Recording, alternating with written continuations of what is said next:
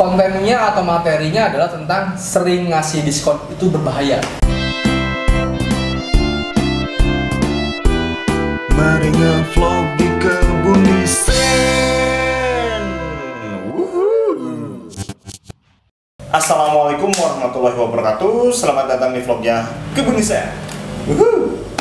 Oke, kali ini kita punya tips buat teman-teman yang lagi berbisnis atau sedang berwirausaha. Betul sekali. Kira-kira tips yang akan bisa ngebantu teman-teman ini apa nih, Dek? Nah, jadi sebenarnya kita belajar bareng sih ya, karena materi ini didapatkan dari Instagram billionairecoach.co.id. Oke. Dan ini penting juga sih, kadang juga kita suka salah strategi terkait ini.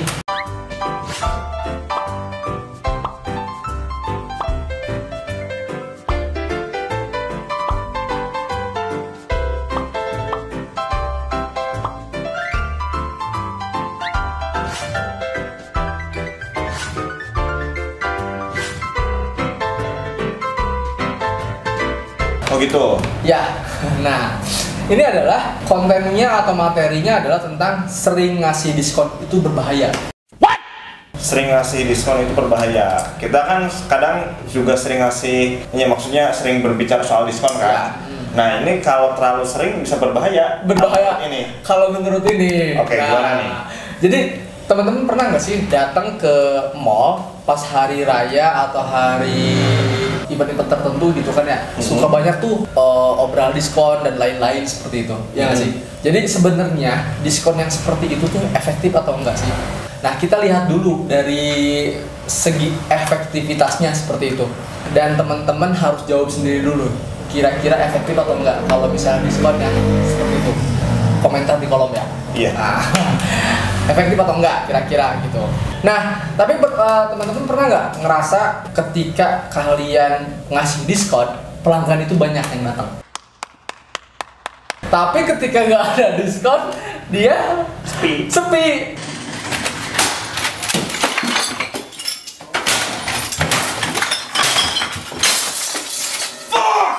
Nah, atau produk kalian atau yang jasa yang kalian jual itu sepi. Nah, pernah nggak kayak gitu? Kalau misalnya pernah, berarti strategi yang kalian lakukan atau teman-teman lakukan itu salah.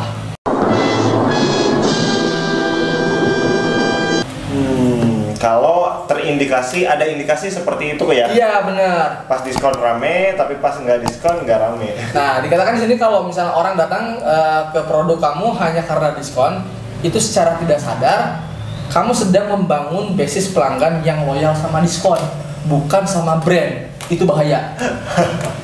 Itu aku tuh ke brand tertentu yang sering gunung-gunungan nunggu diskon dulu. Nah, itu bahaya. Berarti dia bukan loyal sama brandnya, tapi sama diskonnya. Kayak gitu. Jadi boleh nggak nih ngasih diskon seperti itu? Nah sebenarnya boleh sih, asalkan polanya itu tidak mudah ditebak oleh si customer nih. Yeah. Gitu. Jadi kalau misalnya polanya gampang ditebak sama si customer, itu bahaya. Misalnya nih, kan biasanya ada tuh kalau marketplace bulan 1 tanggal 1, bulan 2 tanggal 2, bulan 3 tanggal 3 diskonnya. Ini deh, kalau marketplace contohnya kayak WIB. Ya, Tokopedia dari tanggal 25 sampai tanggal 30. Atau Shopee yang diskon gede-gedean. Nah itu emang kalau misalnya kalian punya budget yang banyak dan memang gede marketingnya, silakan saja, sah-sah saja. Cuma kalau misalnya kalian yang memang merangkak di bawah, udah jualan untungnya sedikit, dikasih diskon makin tipis lah seperti itu. Jadi usahakan ketika membuat diskon itu harus susah ditebak polanya. Mantap. Jadi ngasih diskon itu bagus nggak sih? Ya tergantung juga. Diskon bagus untuk menghabiskan stok-stok yang lama, ya nggak? Iya. Tapi efek jangka panjang ke depannya nggak bagus. Oke. Karena orang berpikir, wah ini nih nungguin stok ini habis aja nih, baru kita beli. Iya. Gitu. Nah jadi poinnya intinya adalah hati-hati dalam memberikan diskon gitu. Ketika kalian memberikan diskon itu, yang pertama kalau kalian UMKM bukan corporate yang besar, itu kalian harus memperhatikan polanya gitu. Jadi polanya itu jangan sampai mudah untuk ditebak. Kemudian jangan sampai si customer itu loyal sama diskon kalian, bukan loyal sama brand. Itu lebih bahaya lagi. Iya, sebenarnya sih bukan nggak boleh ya ngasih diskon. Betul. Tapi tadi yang sulit ditebak sama si calon konsumen. Enggak, jadi konsumen teh, oh pasti tanggal segini diskon, ya udah belanjanya tanggal segitu aja. Kayak gitu. Tapi yang misalkan kita tuh bisa ngerandomin diskonnya, jadi orang nggak bisa tebak, ya udah belanja aja sih, nggak usah nunggu diskon kayak gitu. Jadi intinya ya sekali-kali boleh lah ngetes produk kalian dengan diskon, atau juga jangan ada diskon misalnya selama setahun atau 6 bulan gitu, atau seperti Dino tadi bilang, buatlah pola-pola yang memang susah ditebak oleh si customer. Biar apa? Biar brand kalian kuat dan mudah diingat, bukan karena diskonnya, tapi karena value-nya. Trik diskon buat brand seperti itu biasanya cuman ini aja, biar nge-push penjualan lebih tinggi sebetulnya. Betul. Dan menghabiskan juga kadang ada yang menghabiskan juga stok lama. Kalau yang cuman buat nge-push masih nggak apa-apa, tapi kalau tetap keseringan gitu ya, mudah ditebak, ya itu berbahaya buat brand kalian. Oke, itu aja ya. Mudah-mudahan kalian bisa paham untuk materi kali ini. Jadi jangan sekali-kali membuat diskon yang mudah ditebak polanya.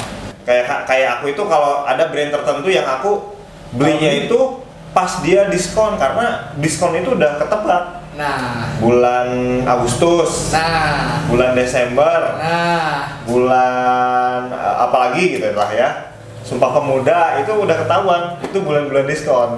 Nah itu dia bahaya kan seperti selain bulan itu aku nggak pernah beli kayak gitu, soalnya lumayan mahal.